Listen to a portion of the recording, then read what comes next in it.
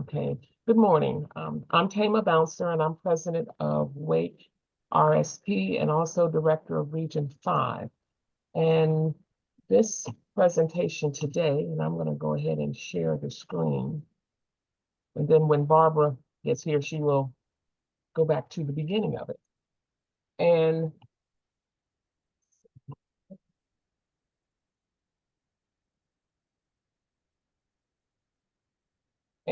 it's creating your legacy, how to have an effective term as president. And Barbara is president of New Hanover RSP. I'm going to move ahead to, okay, where I am with, and the deadline is. And these are the deadlines that need to be kept in mind for your unit throughout the year. The local audit is one that is coming up, and that report is due August the 15th. And then some things to remember about that the banking statements must capture the June 30th, 2024 date and accompany the form. Then a member of your budgeting committee, audit committee, or executive board completes the report. So any member of your unit may assist in preparing the audit. It doesn't, from what I can tell, it doesn't take a lot of time to prepare it. And there must be a different member to complete the report other than persons who are on the bank account. So when the report is submitted, the signatures on it cannot be the signature of anyone who is on your bank account. So another member, someone else who served on the committee, but not anyone who's on the bank account. And the two options for submitting the report, it could be mailed to the office, the NCRSP office by August 15th, or you can email the audit. And that's what I usually do, is email it because it's just easier. And this is the form, the internal audit form. And so it also at the bottom has the information for mailing or emailing the form. Are any questions for me? Oh, okay. If not, you can. Do you have to type it in? Do you have to type it in, or is this hand printed? Or what do you mean by email it in? That's what I mean. Well, once the form is complete, if you have typed it in, or if you save it as a PDF, it usually will allow you to fill and sign as a PDF, and then you can save a copy of it and then attach it to your email. You have to get the signatures. So yes. Then after you get the signatures, you would need to scan it and then send it. Did that answer your question? But you can just write it out. Yes. Handwrite it out if she doesn't have that set up in her computer. Yeah. Okay, yes, that's fine. Because I don't believe it's a fillable form. Is that correct, Carol? I think we're trying to make all the forms fillable, but I'm not sure we're quite there yet. So you may have to download it on your computer and make it a PDF. Oh, okay. And Linda, your hand is raised. Linda? Okay, can you hear me now? I can. Okay, also I put down, it's good, we need to really have everybody to email the audit, or just if you're gonna mail it, to send it to the region director, because sometimes they get lost and maybe they don't get to the state office or we can't find them. And so that's a backup. And also the region director needs to be looking over these reports as well. Mm-hmm. Seeing about the bank accounts, making sure that scholarship money is separate, 2 signatures on the account. It's just another backup because we have had region, treasurers with the only signature on the account and one died. Oh, okay. Oh, thank you. That is true.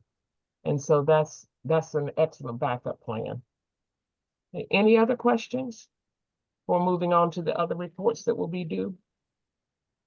Okay, so looking at these, the local memorials report, and those are due by February the 10th to the state office. And you can send the names of any deceased members to your regional memorials share monthly so that you have an ongoing record. And when sending it to the state office, if there was a name on the list the previous year, make sure it is not included when that report is sent by February the 10th.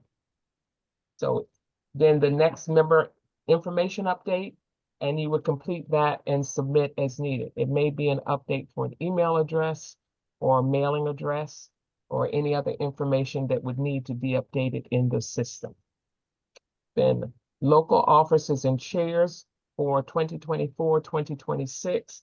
That is to be completed and mailed or emailed to the state office by July the 1st.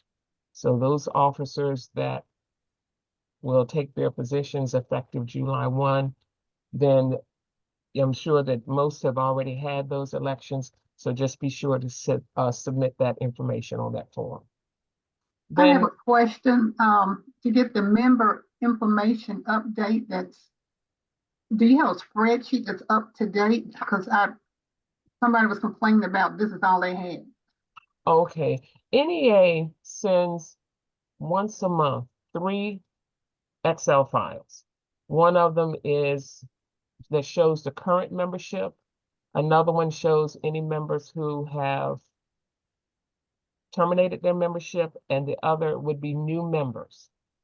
And using that information, you can check what NEA and NCRSP has on file as far as the contact information for your members.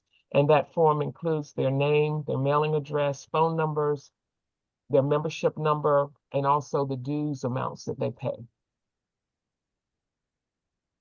And the person in the state office is who that handles that? That is just sent to the local presidents. Should also go to the membership chair and the treasurer So there of will each be local. right. So three individuals, 3 of your officers will receive that report. Okay, treasurer should. I don't think she has it either. Okay. Any other questions about that? Okay. And then convention delegates, that information will come out at the appropriate time for individuals who wish to have their names on the list to be considered to be elected as a delegate for the and actually that would be the NCRSP or NCAE convention. And then, yes, Linda, hand is raised. Well, I'll finish this section first. Okay. Okay, I'm seeing what you have in the chat. Yeah, that's what I was. Memorials for the fall edition are needed by September, and by January, February for the spring panorama, which goes out before the convention. So if everybody kept them until February, we would have no names. Okay. Carol needs to probably say something because she deals with this. Okay, I was gonna say to local presidents, tell your memorials chair. I think we need a separate training, Linda, for memorials chair, but don't hold on to those names. Once a member passes, please let the state office know as soon as possible, because if they're on credit card or out of their bank account, you could save the next payment coming out if you just keep holding on to those and don't let us know immediately that someone has passed, because we can stop the dues payment and save the family some money, because those payments come out on a regular basis. So don't hold that information up, but do let your regional memorials chair know about those members that are on your report for the quarter, so they can track it also. Oh, okay. Yeah. Thank you. All right. And then also in probably around October or so, there will be an email asking for, and I didn't put this on here, about the individuals who are interested in having their names on the list be considered as delegates to the NEA convention. And so just kind of watch out for that because it comes rather quickly. And then that deadline is there and then it's gone before you know it. So if you have members who are interested in having their names on that ballot, then just make sure that they get the information. Usually around the November meeting is when that information will, well, when I share it with my membership, or when I get the information, email it out so that they have it. And then the local unit presidents report. And this is the form that is to be completed. Linda, what is the deadline? And because based on the information, it's a matter of this form being able to complete it with all of this information, or because it's submitted one time, correct, Linda? I believe so. I don't have the date, but I think it's June 1st. It's usually around mid-May, but Okay. because the form hadn't been updated, I think it's been extended. Okay, My because impression. Carol, can you tell us? The form that's on the screen, I think is the current one because Tara just updated this, but Yeah. that does conflict with the information that Tama reported, that we need to have your leadership names by July 1st. This one says September 1st. Yeah, but there was that new business item, and I know I didn't say July 1st for officers. It was June 1st. And then it was July 1st for the committee chairs. We have to look up that new business item. okay. Yeah. The new form just came out yesterday. Tama, Yes, yeah, and this I was is trying to get it on the hyperlink, so I have it up, but I will say that if it's a PDF, you're going to have to download it and either print it and then add paper to it if you're going to handwrite anything, because at the last one, they want the description of the projects or political involvement that your unit did this year. There's actually a second page that has that. Well, no, it wasn't. It was the way it showed up on my screen, but Right. you- It does. Yeah. Right. If you save it, you can add pages, but if you're downloading it, you're going to have to add that in or put it on the back. right. And so it's just getting this in. You said June 1st, Linda? I think so. I'm looking up the new business item because I remember that was something that I want to make sure that those listings get put off, because if you put them off pretty soon, it's October. And we really Okay. need to have all that to put on the website by August. And this will basically be information from the past year. Right. So Okay. like Carol said about, meeting your calendar, meeting calendar dates and things like that, that was for the prior year. Did you have it done by September 1st of the prior year? Right. So just keep that in mind. Any other questions about the form or this report? I have a question about it. It says website. Okay. Okay, well, what do most people do? Do they put the website under their name or under the county, or what? How do they do that to start it out? New Hanover County has a website that is with Wix, and it's under New Hanover County Retired School Personnel. Julia Thorne has a website with Carteret County, which is a good website to go look at. And then I know there's a couple other locals that have their own websites. Mhm. But it's paid. How I pay for my local's website is through a region grant to help pay for that, because I went ahead and had the website updated so that it could be protected against hacking and copying. So I put a license on it. Okay. Liz, your hand is raised. Have to unmute here. I was just going to say, we're lucky enough to have a technically skilled person in our region. So we have a region website, which might make it easier for everybody else. And then each local has a page. So someone could go directly to the page for the local, but also there's the region one. And from the region one, you can click on each local. That's a Thank good you. idea, Liz. That is. Okay. All right. I found the new business item. I'm trying to put it in the chat that was there, and here Oh. it is. It did populate now. Okay, now I just need to send it. Oh. I guess I just hit enter. Yeah, there it is.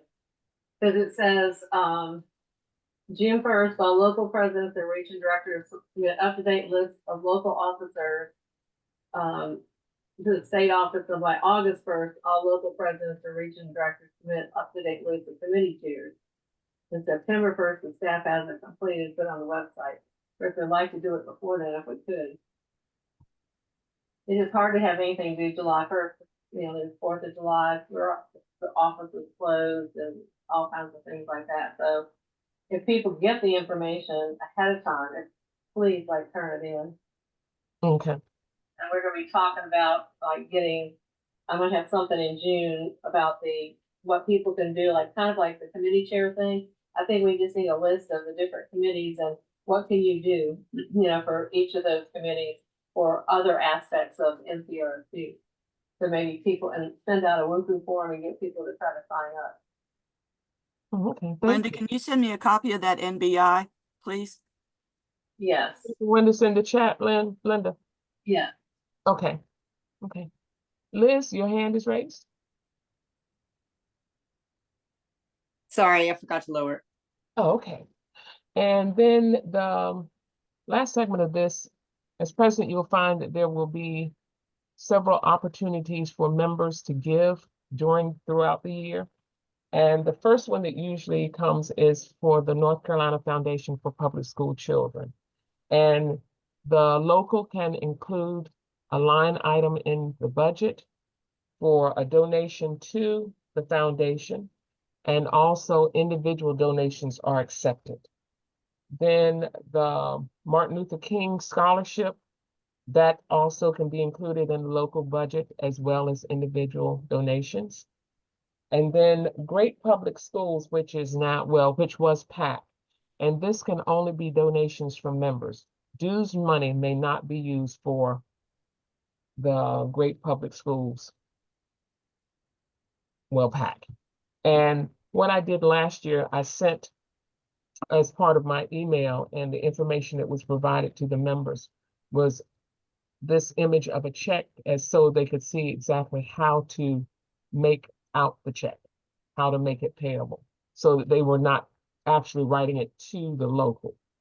And so paid to the order of, and then the region number.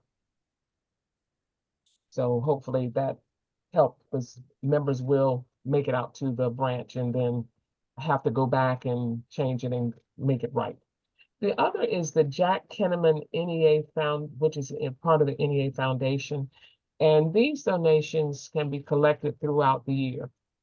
You know, that one year when we were meeting in person, I just had a jar that was there by the table when the members came to sign in for the meeting, and just asked them to drop in any change that they had. And then at the end of the year, a check for the total amount was written that was payable to the NEA Foundation for the Jack Kenneman Scholarship. And so that pretty much ends my segment. Are there any questions for me? I just will add that the Kenneman Scholarship was established in honor of Jack Kenneman when he passed away as vice president, and his family wanted to set up a foundation that would provide a scholarship type payment to them who are going into education as their career. Mhm. So which is really cool. So they've done several aspiring educators with a scholarship out of this fund to help with their school expenses. Right, because they actually give 5 $3,500 scholarships each year. Yeah, And so that is it's a big really deal. admirable, really is. And so they started in 2002. Okay, so Barbara? Okay, do do I you- have, can you you just want- roll it back up to where it begins for me? So, Okay. sorry, I was late. I had the wrong email. All righty. So, welcome. I would like to say thank you to those of you that are attending and have taken on the responsibility of leading your local as the president. I've been the president for New Hanover County for 2 years. I've only been a member of NCRSP for 4.5, so I've learned as I've gone. But anyway, in the bylaws, Article 3, Section 3, it says duties of the officers. And what I did was I went in and adjusted some of the wording to address local presidents. It's basically the same as if you were the president of NCRSP, but I went in and made it specific. So you need, you will call and chair any meetings of your local executive board, and that will be your vice president, your treasurer, and your secretary, and your committee chairs. And you're responsible for the presentation and preparation of agendas, and making sure that the minutes are done, the draft minutes, and you'll appoint the chairpersons for your local committees. And we'll talk about those in a minute. And then you're also an ex officio member on all committees and the board, but you are not a voting member, but you are on there to advise and guide. The President and Administrative Council, which is your executive board, you review the policies. And if you have your own set of policies, which I don't recommend, I just recommend that you have policies that align with the state. But you do vote in case there's a tie at your executive board meeting.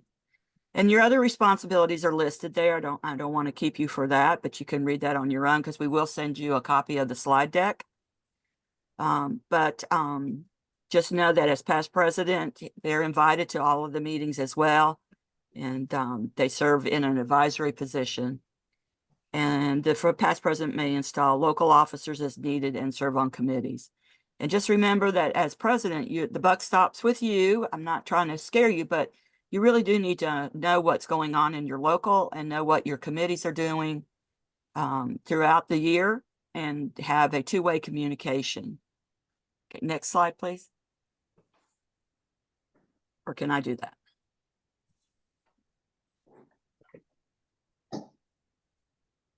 So in the bylaws, the committees are broken really down into 3 sections. So to me, the most important committees are your community service, your quality of life, and your membership committees. But if you'll look, you'll see that your governance board committees are in the first box, and then program and special committees. I don't see membership put up there under governance, and that should probably be there, but it wasn't in the Constitution and the bylaws, so I'll go back and look at that. The second box talks to you about committee selection, terms of office. It's a 2-year term, and you can read that. The duties turn over on July 1st. So at the May or your last meeting of the second year of the cycle for your presidency, the new officers will be installed, and then their duties will start the following July. Then you have special committees that the president can appoint. I kind of call them like ad hoc committees, like the PAC committee is an ad hoc committee of the state legislation committee. And the term of that committee office is based on the purpose and whether the purpose has been achieved.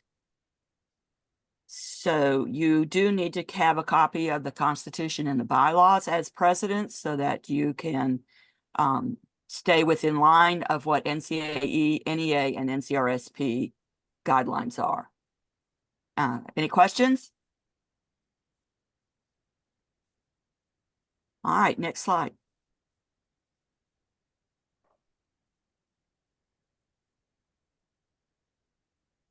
So for meetings, there's nothing in the Constitution or the bylaws that stipulate the number of meetings that you have to have as a local. Somewhere at one point I read a couple years ago that they recommended 10, but that's up to you and your members. But you do need to follow parliamentary procedures when you conduct your meetings, whether they're committee meetings or general member meetings or your executive board meetings. I would recommend, since the state has a strategic plan, that the local have a strategic plan of some sort, which is setting out a path of how you're going to, the programs you're going to have for the year, the guest speakers that you might be trying to get to come to your meetings, and how you're going to accomplish the goals. Like if you're going to increase membership, what are the strategies and events that you're going to do? So it's all set out in a calendar timeline, and you're not scrambling around at the last minute trying to decide what you're going to do for the meeting. I usually get with my executive board in early August, and we sit down and we plan out the year, what months we're going to meet, what we want to have as our program for that month, how we're going to tie in quality of life into that program, community service, and membership recruitment. So you can have your meetings anytime from July 1st through the June 30th. But what I would say is determine the day of the week, the time of the day, and the location, and keep it consistent. One thing is that we're looking at, because so many of our active NCAE members who are retiring are going back to work. They're not staying in for 30, 40 years anymore. They're going out as soon as they can. So we're looking at possibly changing our meetings to an afternoon, late afternoon, so that we can accommodate those people who are working but want to participate. So keep that in mind as you plan for the next year. Always have an agenda. I have a copy of an agenda, but I don't know if I can pop out a screen share and bring it up. Do I have that ability? The hostess? You do have screen sharing rights, yes. Okay. I'll stop this share and you can. Thank Go ahead. you. You're welcome. And then you can share yours. I appreciate that. Thank you. I try to get things on. Okay. All right. Can everybody see this? Yes. All right. One of the things I try to hone in on with people is that you have to have your brand on everything. Whatever you use needs to have the NCRSP logo on it. If you have a separate logo for your unit, that's fine. I mean, because you're not advertising it so much, but you really have to have the NCAE logo on everything you do. So when I do an agenda, I just pop it up into the upper area. It's the header of the form. I put the membership meeting, the date, and where we had it. So, and then I set up time frames. We have a 30-minute freshman set up fellowship time, and then we start right at 10 o'clock. For this meeting, we had a line dancer. He took about 20 minutes to do the line dancing. So that was an interactive, which got us up. So that's quality of life. Movement was quality of life. Music's quality of life. And then it was also a learning experience because a lot of people didn't know about line dancing. And then at 10:35, we start our meeting after our guest speaker has left. I like to keep time limits on so that you stay in your hour of time or your hour and a half and respect your members' times. They're busy, busy people. I also have norms that comes from NCAE. And I find that if you have norms of behavior set up, like we did at convention with behavior expectations, it's just like a classroom. We're all retired teachers. And then we have an invocation. It can be just a moment of silence or something short, 2 minutes. We're not there to have a Bible preaching. And then the Pledge of Allegiance. Then I set up the time. I also put the names of the people that's going to be responsible for that section. Short business, approval of the agenda with latitude, which means as you go through your meeting, you can adjust your agenda. If you approve the agenda without latitude, you have to stick to the agenda. That's parliamentary procedure. So it's always good to do with latitude so that if you get down through your agenda and things come up, you have that permission to adjust your agenda. I always send out my minutes ahead of time and have copies. I don't ask my treasurer, my secretary to read the minutes. That takes up too much time. And if you can read them, and then we talk about, is there any adjustments, changes, corrections? If there aren't any, then it's moved for approval with consensus. Treasurer gives her report, and that's informational. It doesn't have to be voted on.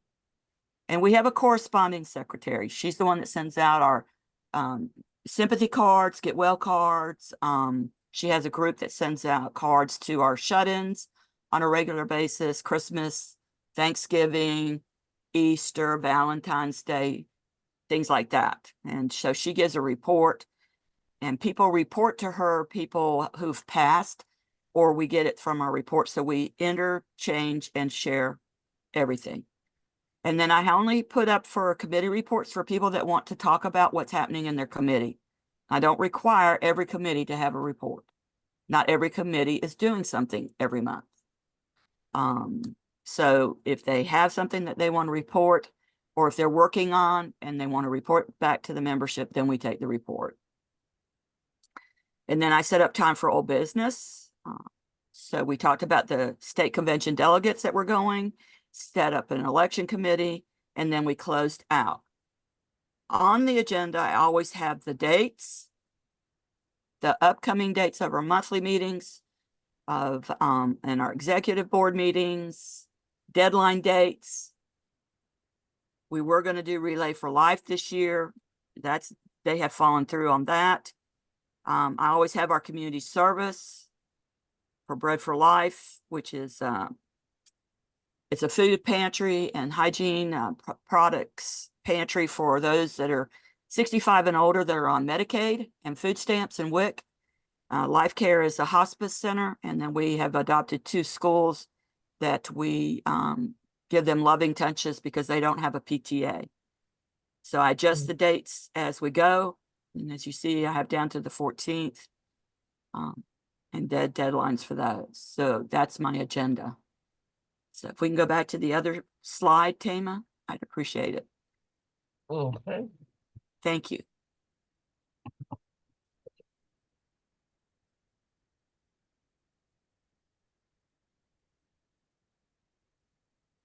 If we go back up to where I was with,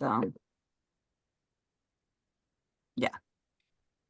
So I like to be sure that we stay on target with time. Thank you. Mhm. And I like to keep the meetings short, no more than an hour and a half. I like to have quality programs. I found that during COVID, even when we met by Zoom, we could have quality programs. We had guest speakers come on that presented, and it keeps people engaged. I try to do something that gets people moving. I'm probably one of the more recently retired people, and I remember boring staff meetings on Wednesday afternoon. And you sat there and thought about all the things you had to do, and that most of what you did in the meeting could have been handled by email. So I try to think like that on people so that I'm keeping their time at the meeting short, and they can visit earlier, or a lot of times they'll go and have lunch together afterwards, which is great. But I try to do something that they feel that they've accomplished something, they've learned something, and they've got something of value out of it, and it wasn't a waste of their time. And then I respect their time because it is their time. And I have, I think, one more slide, maybe. No, that was it. Awesome. Are there any questions? I have a question about the logo. You have 2 logos on top of your agenda. Right, because we designed a local for our local. But we only put it on our materials for our local. I don't add it to anything else. So if we're doing something local, like a handout or whatever, then I'll put it on there. I put it on all of my correspondence that's within the local. And when we're recruiting members, on a little postcard that I use a lot of times to send out. But if I'm doing something that's region-wide and statewide, then I don't put the local on there, the local logo. Boy, that's a tongue twister. Oh, okay. Yeah, because you have to have your logo approved. And, we're not going to use that as an advertising tool. But when you're doing something wherever, you need to use the state's logo, is my opinion. Because I will tell you this, as an active person until 2019 and coming over, a lot of our active locals members do not know anything at all about the retired division. They don't know that they can flip over to us. They don't know about their member benefits, and they are struggling as it is anyway. I have 7 counties, and when I started As region director, this last year, I only had 2 counties that were actively meeting, basically. Brunswick and New Hanover have been meeting by Zoom during COVID. I got them up and running and they were able to do that. And that's helped their membership. And now we're meeting face to face. But everything should have that logo on it, reports, anything. And if you need help with your Google Docs or doing that, I'm glad to help you with that. But don't be afraid of technology. Like Tama said, a lot of the things, and Carol, they do put it in a PDF, and sometimes it's not able to be typed on, and you have to convert it over. And there are free websites that you can download the app and do that, and then upload it back if you need to learn how to scan something. Sadly, everything is going through digital access. And so, in my opinion, as a president, you're going to have to juggle and meet the needs of the post-tech people, or the pre-tech people and the post-tech people. Your people that are coming out as new retirees are going to expect emails. They're going to expect social media. They're going to expect Instagram and all those things. And then we have to also take care of our 80s and 90-year-olds that don't do that. And how are we going to communicate with them? And so it's a two-way system. So I use PhoneVite a lot to make phone calls to remind people of meetings. And we do budget for mailing. And you do need to budget in your budget for your cash pay members. That will come out in August. Your treasurer knows about that, but you need to help your treasurer if they don't know about it. Be sure they went to the meeting for the treasurer's training. Because the state will send down to them all the membership dues. It's like a packet. And there'll be letters in there about the ones that pay by check that you have to send out by a certain date, so that they get the checks back to the treasurer and they get logged and sent to Raleigh. And that will help you with knowing how many members you have. So you as president, working with your membership and your treasurer is very important. Very important. Because you can't operate without the dues. You can't get dues if you don't have members. And you need somebody that's going to keep track of the books so you know how much money you have. Any other questions?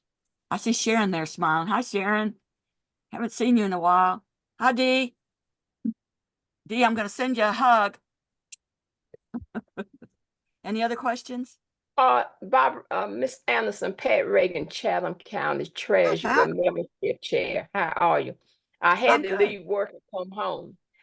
You made a statement about the treasurer having money, cash money, for members who pay by cash.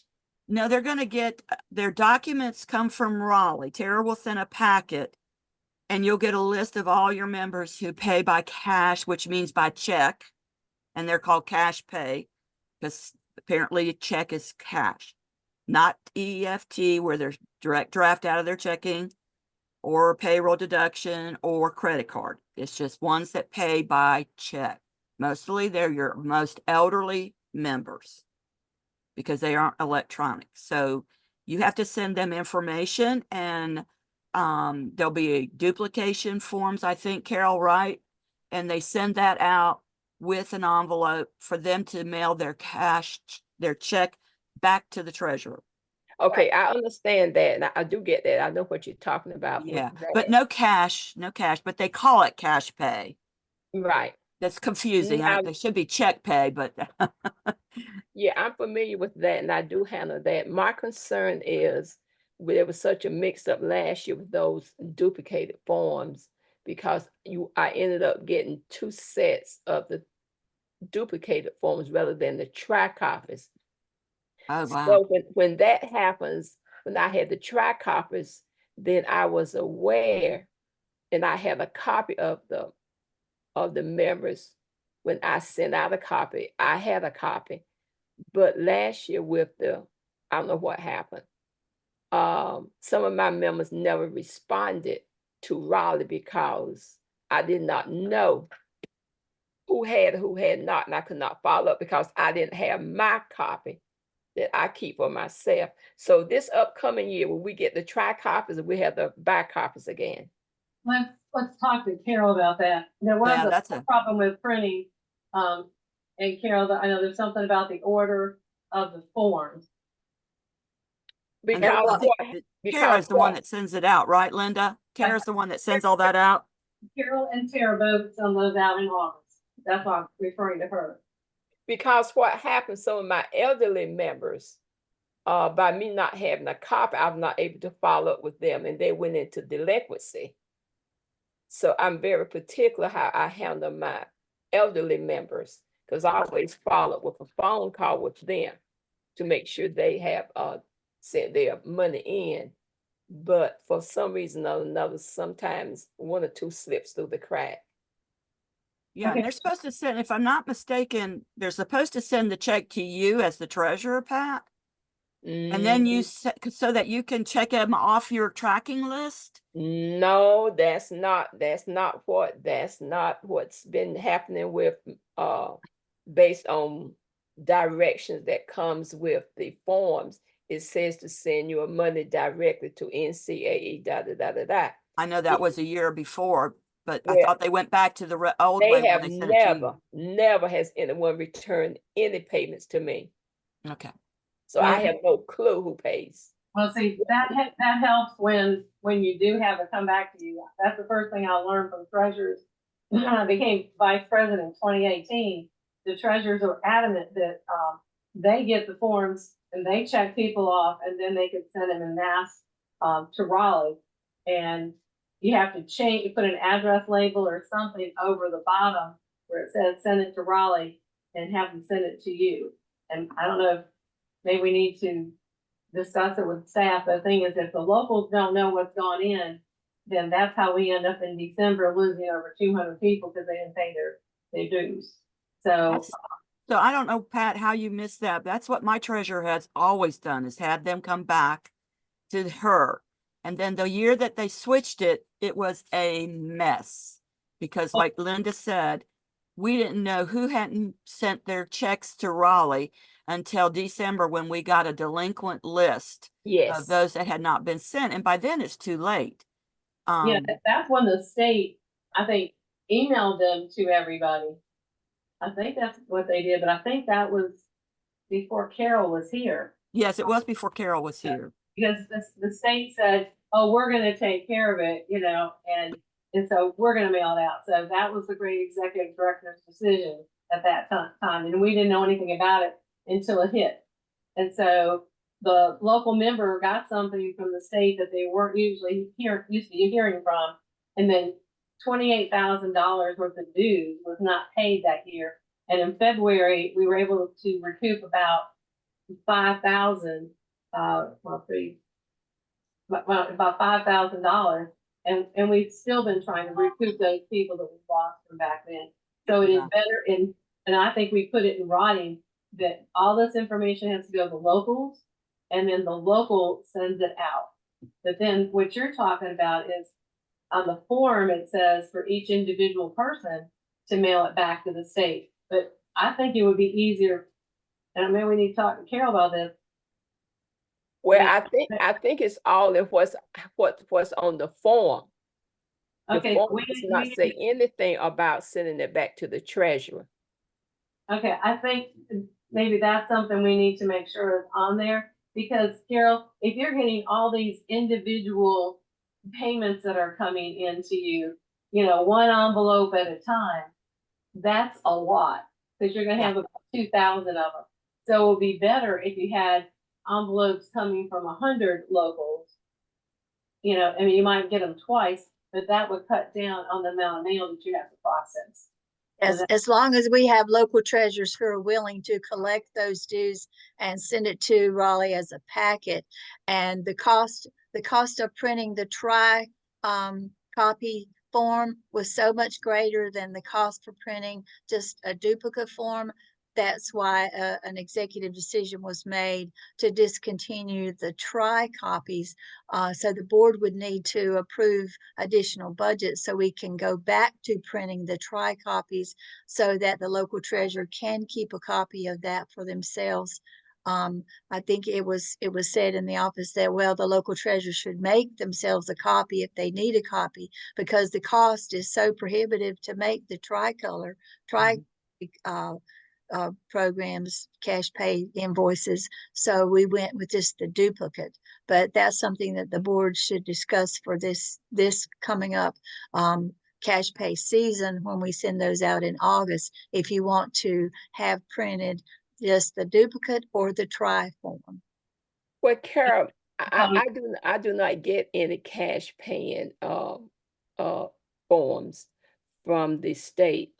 When you talk about costs on last year, if it's so much more expensive to do the tri copy, then why send me 2 sets of the bi copies? That was a printer error. We didn't do Okay. that. Yeah, the printer did that. I also talked to Tara about trying to get some quotes on prices, because I think the price went up on those tri copies and it was last minute, but let's see if we can get a better price on that. Somebody surely can do it for us for a better price.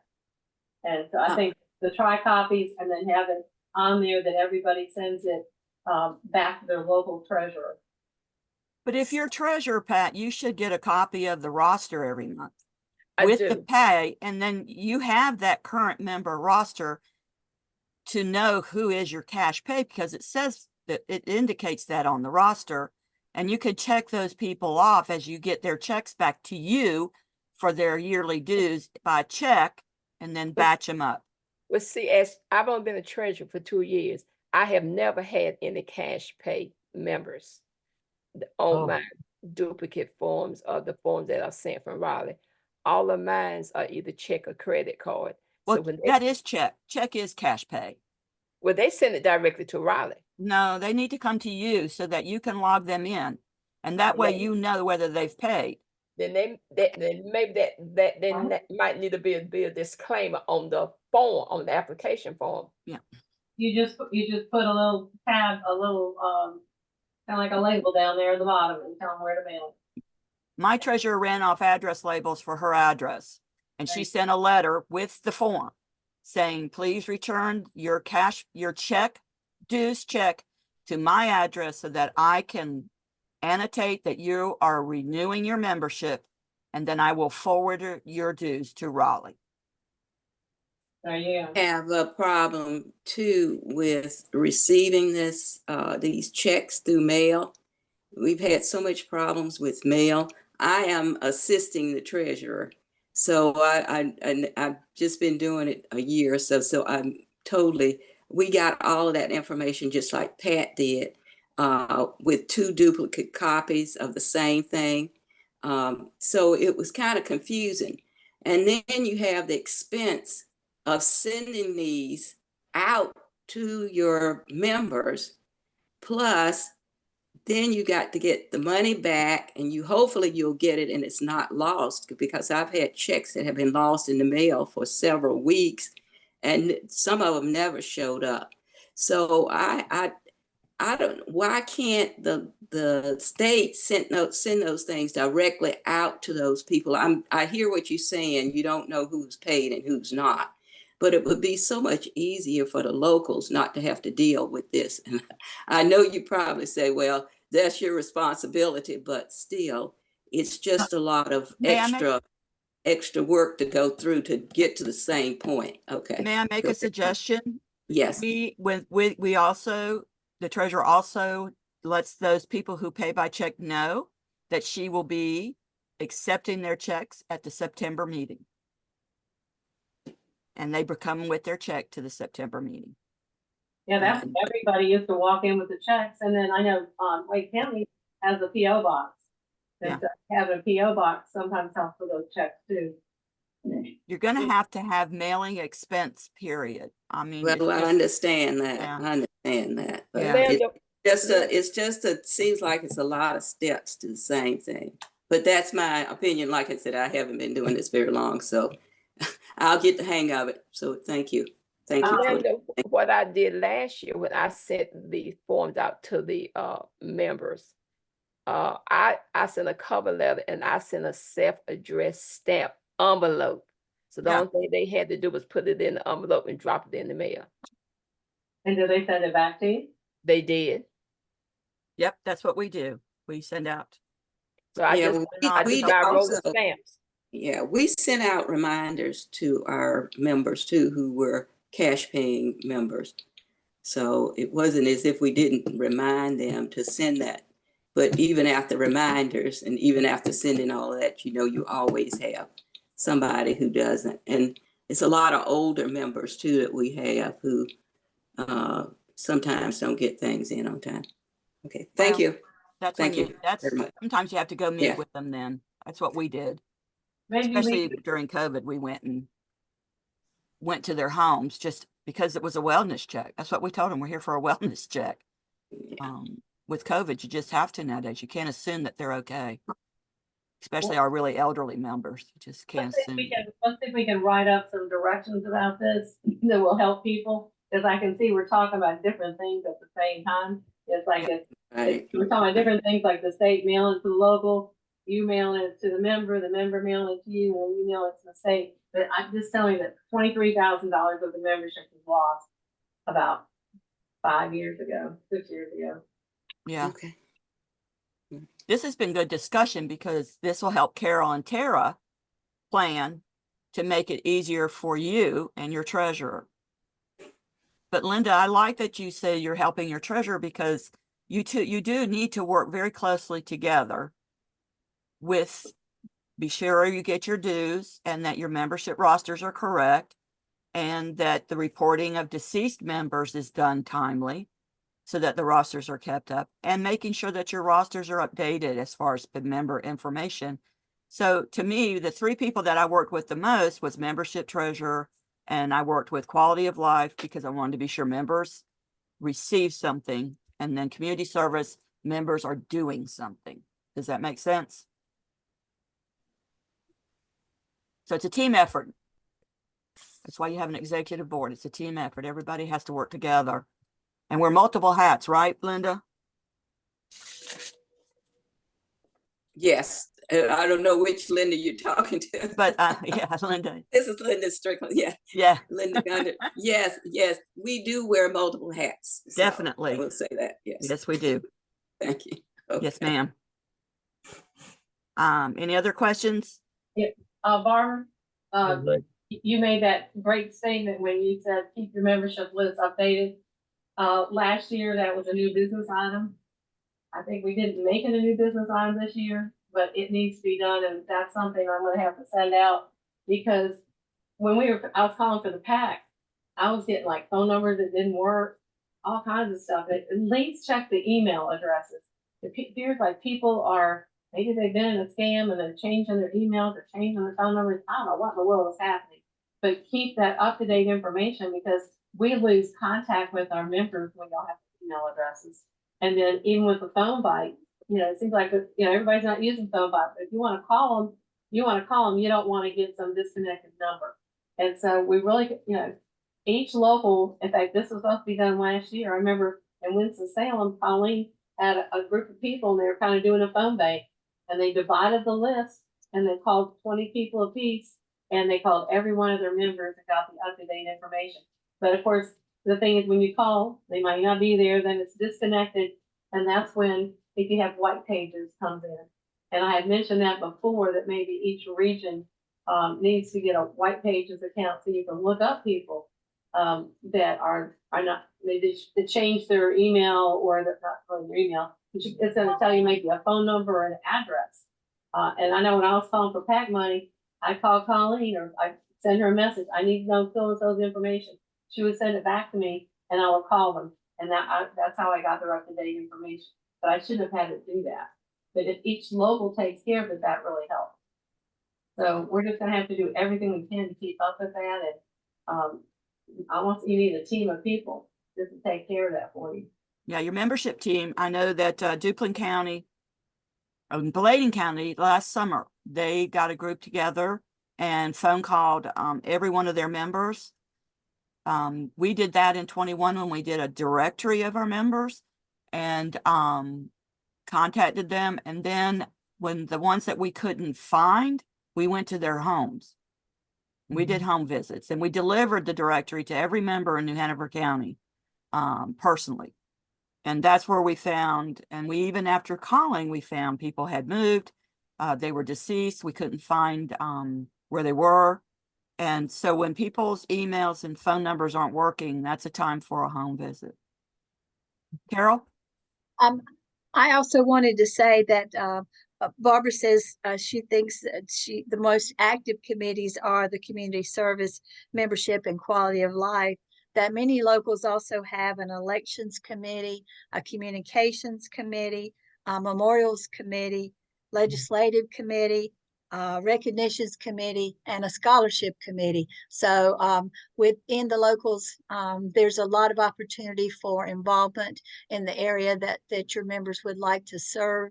Now, it's true we do have some vacancies because that's a lot of committees for one local to staff, but there are also more opportunities for members to get involved in something that's of interest to them. Yeah, I'm sorry if you thought I was negating all the committees. I'm just saying, if you're getting a local that's up and running, then those are the ones that I feel are the most important to get going because of capacity. But you do need others. The election committee is only every 2 years. You don't have to have an elections committee except on an election year. The other ones are not as important. The governance committees are the most important. But if you're like a small unit, what I've advised mine, because I've had 7 counties and a year and a half ago, we only had 2 meeting locally. I now have 6 up and running out of 7. And that's what I say to them. You're trying to build capacity. It's not going to be at the beginning like it was before, where you have somebody to fill every committee. You're going to have to pick and choose and work with what you have until you build the capacity to fill those committees. That doesn't mean you don't do that committee work.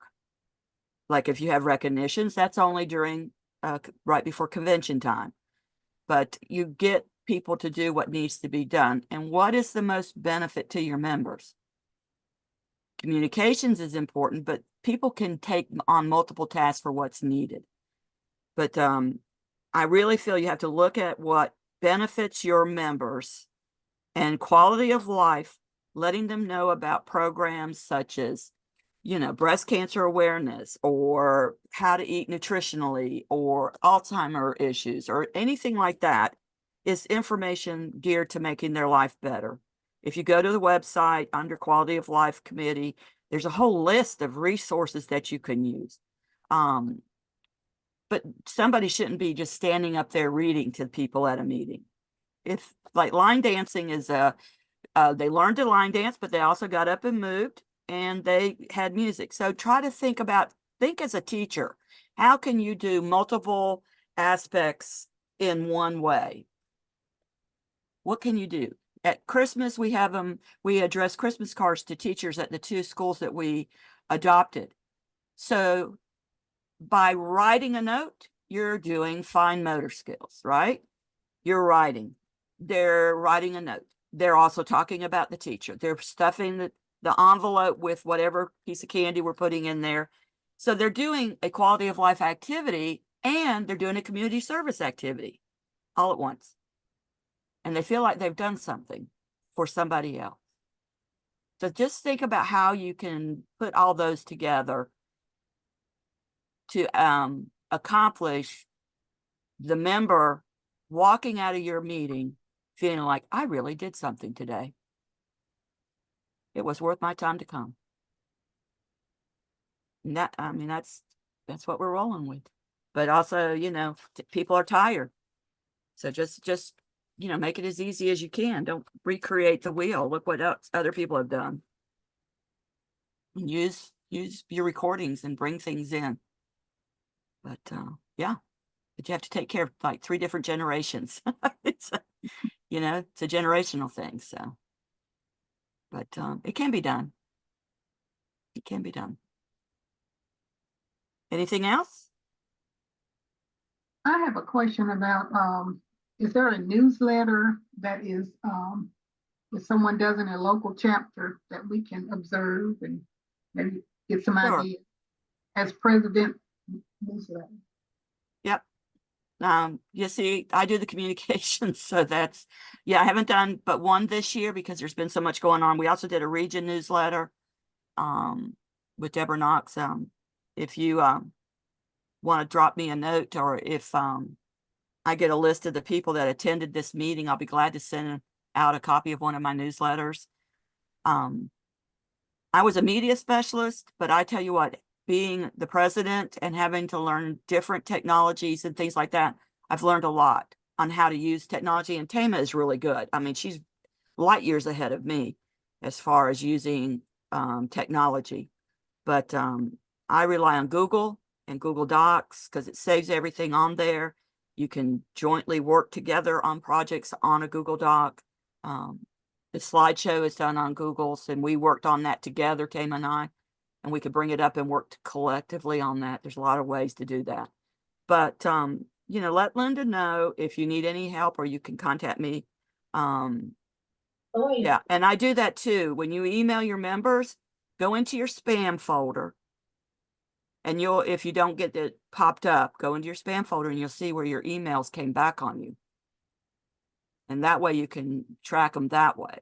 And I do that for the region, and then I let my region presidents know which emails came back when I do a region email. See, I'm region director and president, but I go off this year as president. Carol, this is Pat Reagan. I agree with Mildred, and the newsletter is something that hopefully our local would take on this year. I'm looking for an easy to start template that I can erase your information and then put mines in, and then eventually learn how to do it a little bit more on my own. I haven't been able to find a template. Anybody on here hadn't found a template that they could use? Julia has a session this afternoon about media, so she may have some ideas on that. She will also work with you individually on a newsletter. Sometimes she gets too fancy with her flip jack or whatever that stuff is called, and I told her that's not good to show. People want to just see something that's not going to be moving. You can't read it, and so she has collected some newsletters from other locals, and I think it's on the region local page that I've asked her just this morning at 8 o'clock.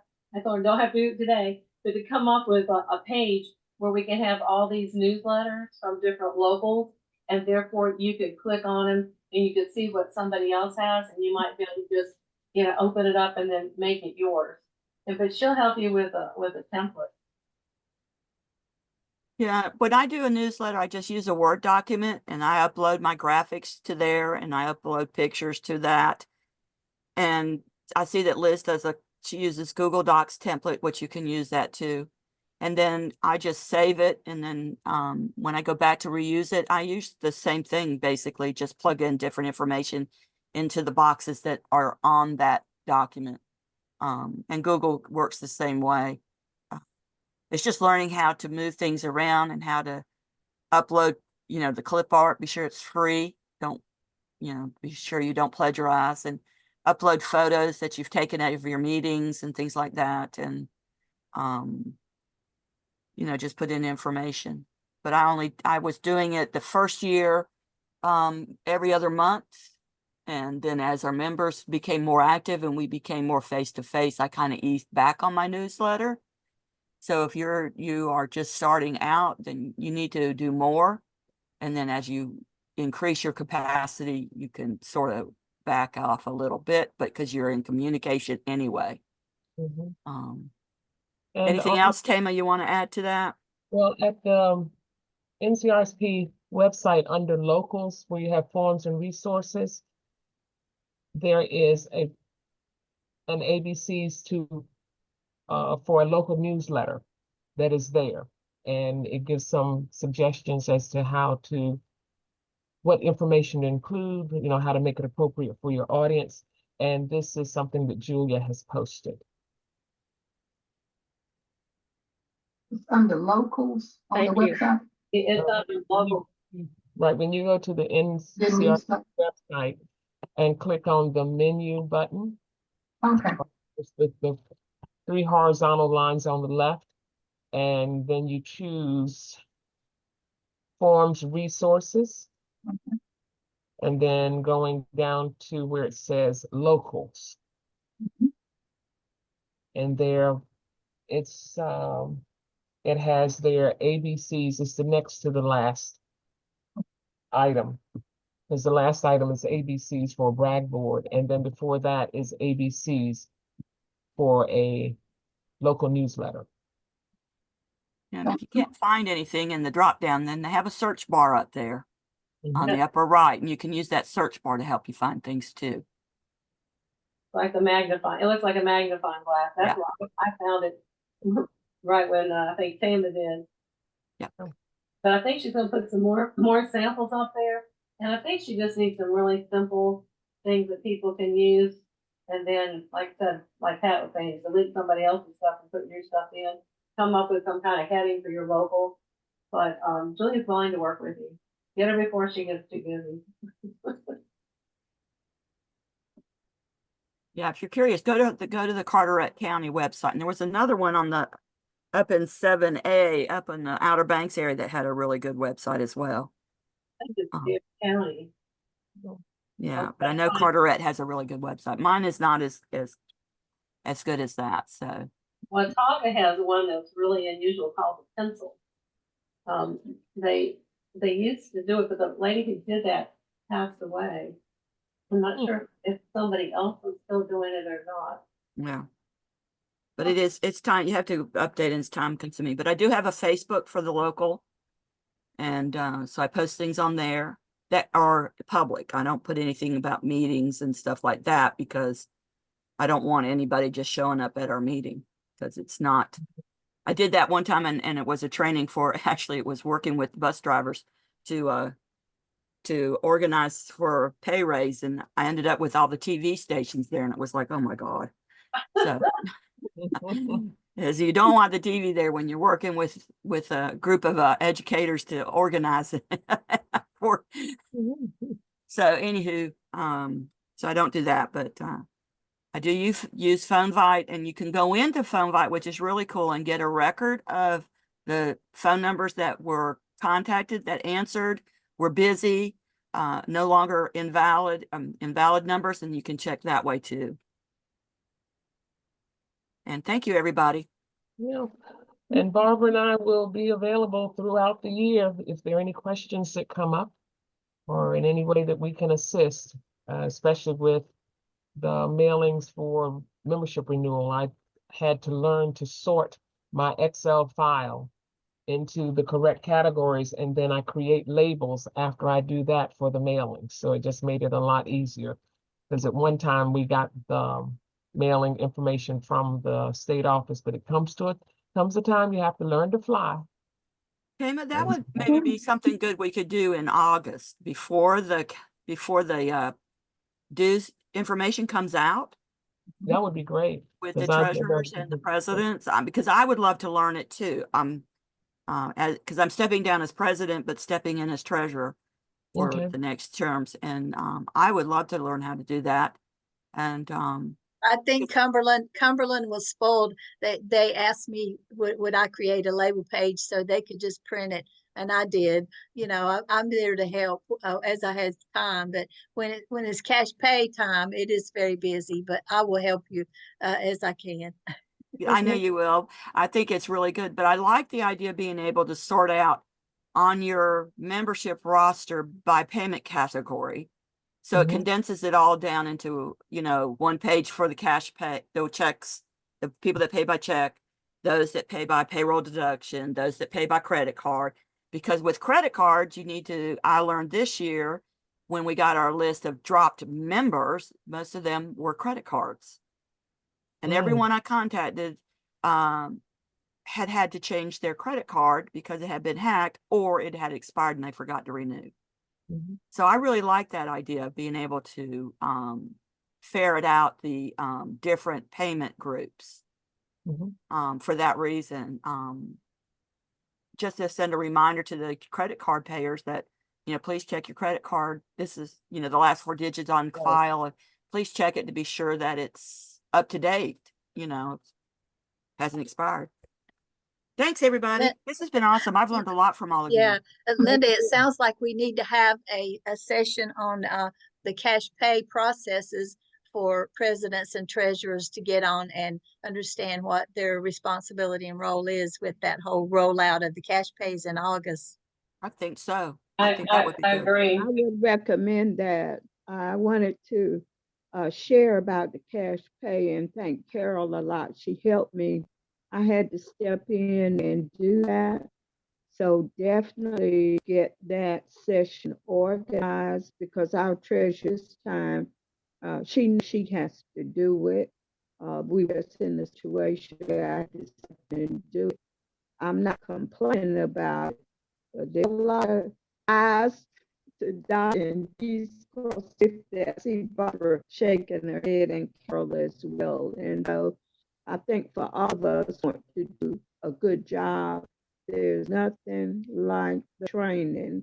And just personally, I've just enjoyed all the leadership series. They have been really, really good. Do one for past presidents, okay? Because I'll be doing that after June 30th. You can tell I really love you. But that's how you learn and you network. Because today we've shared ideas. I'm meeting with the incoming president. I have made a list of things to share with her, but guess what? I've got some more things to share with her. So thank you for doing this. Well, you should have a book, Dee, because I've kept records, you know, like a copy of all my agendas, the Constitution. And when I took over from the past president, she gave me a notebook with some of that information in it, and I've just added to it. And I think that's great that you're meeting with her because that'll be really helpful for your new president.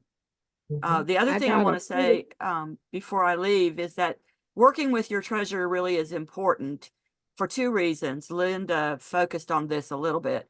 You do need to have 2 signatures on all your accounts. And the reason why is if my treasurer hadn't told me in the first of, let's see, it was 22, I think it was, she said, Barbara, I haven't gotten any of my quarterly dues for the last 2 quarters.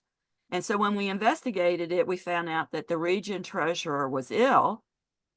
And when the region director contacted her, she said, oh, I'm going to get to it. I'm going to be better. I'm going to be better. But she didn't. And she eventually passed away. And so the locals did not receive quarterly dues for a year.